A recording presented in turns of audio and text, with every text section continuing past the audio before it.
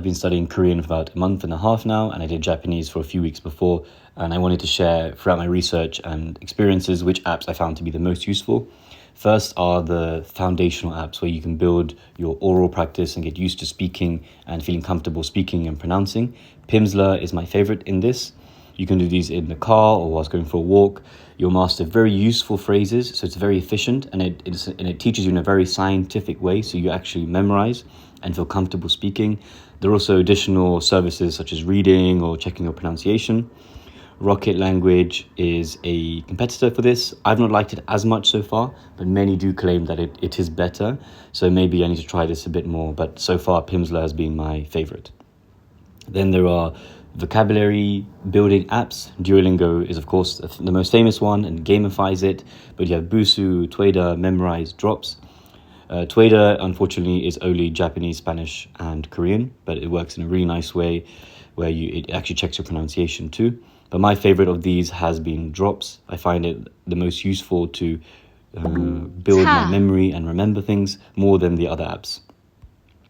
You then have Preply, which I would say is a core app, which I recommend getting once you've done Pimsleur for a few weeks, where you can actually get a tutor online. There's a very nice user interface in the app. You can message, you can trial teachers out for half price, book different meeting cadences, and it just works really well and probably should have the language of your choice.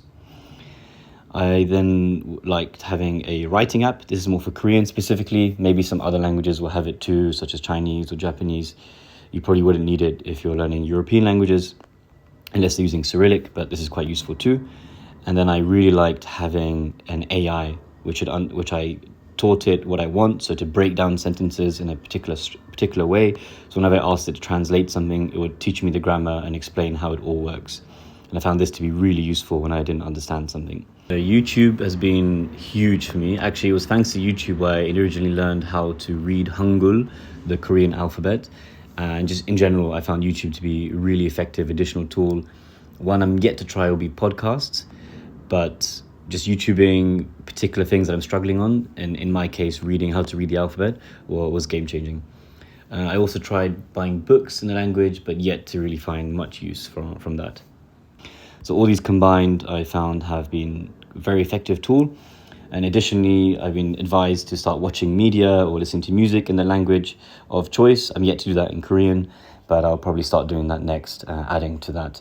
And then, of course, if you have friends who you can practice with, that would be great too. But any recommendations you have, please let me know.